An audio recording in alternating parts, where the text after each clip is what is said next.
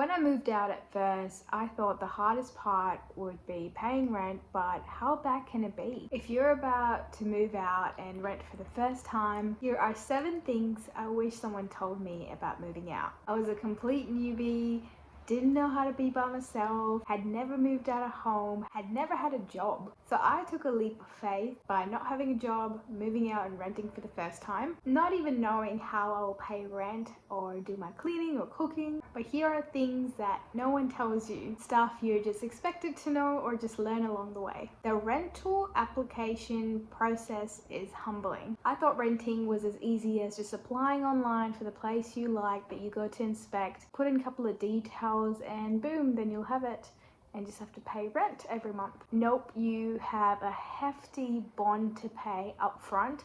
The bond is kind of like a security deposit. It's a month's full rent. A month full of rent is usually going to be your bond. Some places it's 2 weeks of rent, and that's just because if you suddenly move out or when you leave, a couple of the stuff is broken or not in its original condition, they have the right to take money out of the security deposit or bond and pay you back the rest or the full amount when you move out. You have to prove that you're a reliable, responsible adult which will be able to pay their rent every month. For some people it's by showing your job contract. For others it will be bank statements of your savings. You'll have to upload your bank statements anyway so they know your financial condition, and you'll need to have referees, believe it or not, whether that's your parents, relatives, or previous landlords. That's what they really want. But obviously if you have never rented before, it will be friends or family. So without actually owning a single utility bill, sorting that out,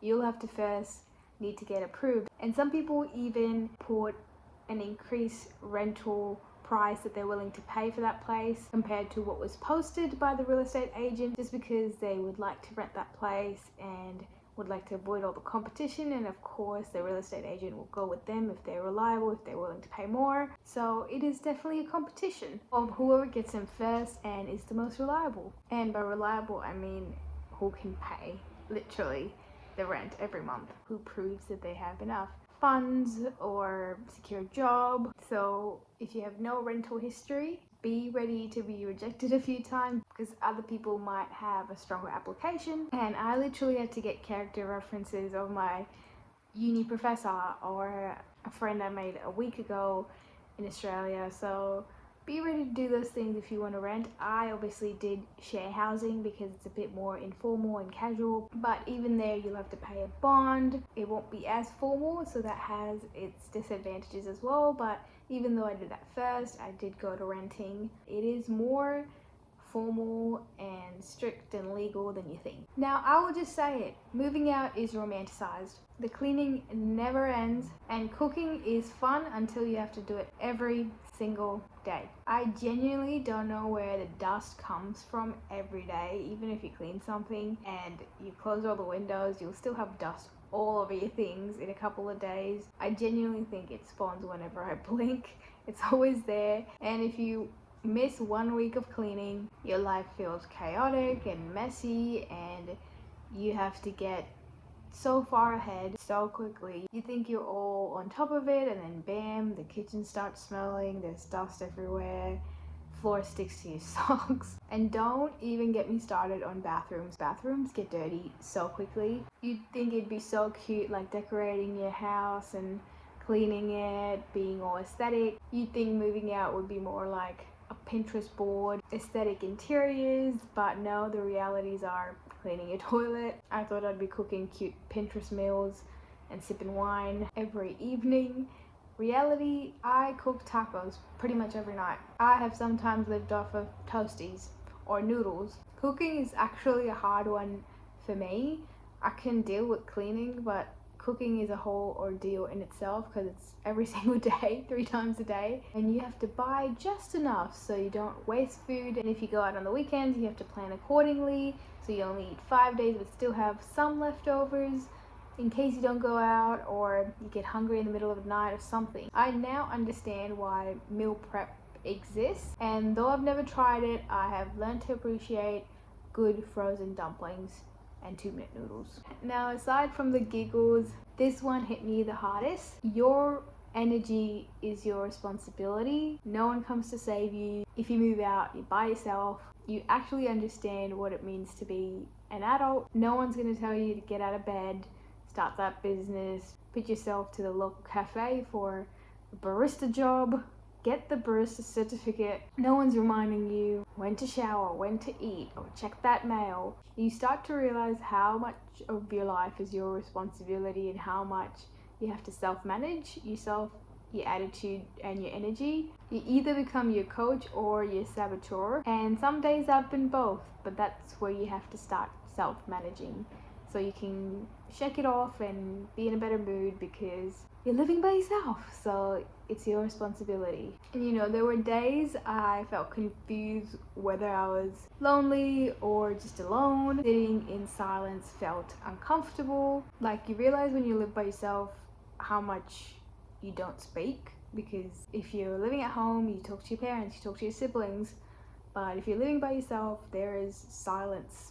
A lot of the times you might not speak for a whole day, and sitting in silence felt uncomfortable, like something was missing, like I was not doing enough maybe. But with time I realized pace has a softness. Loneliness feels like a weight and you have to shake it off. And even just knowing that difference between being alone and being lonely has been one of the most important things I've learnt by moving out. I have also learned that independence isn't glamorous, but it is powerful. Moving out and living alone isn't some Pinterest fantasy with beige decor and fresh flowers. It's real. It's in the form of doing taxes by yourself, financially educating yourself, learning how super works, how insurance works. But with every tiny problem you solve, you realize that you can do all these things. You just had to be given the chance. And when you keep doing them, they get easy, and that's when you feel in control and powerful. Now, here's another thing. If you move out and the place isn't a good fit, whether that's in the form of bad roommates or bad landlords, because they exist, and yes, you can survive them, but don't be afraid to leave. You can always break leases, of course. You won't get your bond back. If a place feels off and you're not comfortable, you can always look around again, and that's the beauty of growing up. You can always change things around, do whatever you want. I had roommates that always put whatever's dirty in the house in a group chat. It was very passive aggressive. Another one played really loud music at 7 a.m. And while some of those things I could survive, I had to learn relationship management. There will also be landlords that don't care about your privacy. They will rock up anytime. They will blame you for water stains from a leak that they didn't fix. Some people treat rentals like palaces and others treat them like ashtrays. The lesson is to speak up early. Document everything, so whenever you move in somewhere, take photos on the first day and send it to them so you can prove that you didn't cause any damage. Know your rights. So you can't be unlawfully terminated from a place, and never sign anything without reading the fine print. Some landlords will sneak in some strange rules of the house, so make sure you're okay with them before you sign on. Like, one of my friends, she is a nail tech and she wanted to do nails in her house as a home studio, but in the fine print of her rental application it said you can't have guests over, so she technically couldn't do that then, which defeats the whole purpose of her moving out and wanting to do this business. So make sure you're okay with that. Always ask the house you're going whether they have any rules, what time is everyone in the house, if you are sharing with housemates, if they have a cleaning schedule, if there's a curfew, are you allowed to bring people over, stuff like that, and how you share bills too, of course. Now, lastly, moving out forces you to grow up fast. There's no one to call when things break, when you burn your food, but at the end of the day, you have to take care of it yourself. And you realize that home isn't just walls, it's safety.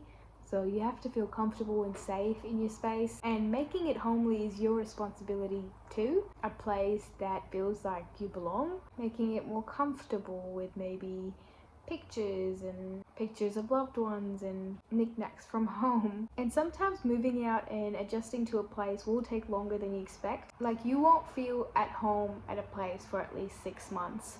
So give it that amount of time. If you know, it feels safe and you're comfortable living there, but you just don't feel at home, just give it time. In 1 year, you'll feel like you belong. I thought moving out meant freedom, and it does, but it also means taking full ownership of your life. The mess, the bills, the cooking, the lonely nights, it's all part of the story. If you have recently moved out or are planning to move out, I wish you good luck. I hope this guide helped you a little bit, especially if you're moving to Australia. I have a lot of videos on my channel about that, so you can go check that out. I'm posting every day on here about my life in Australia and self-development, so follow along. Ask me any questions you have on Instagram, and I'll see you next time.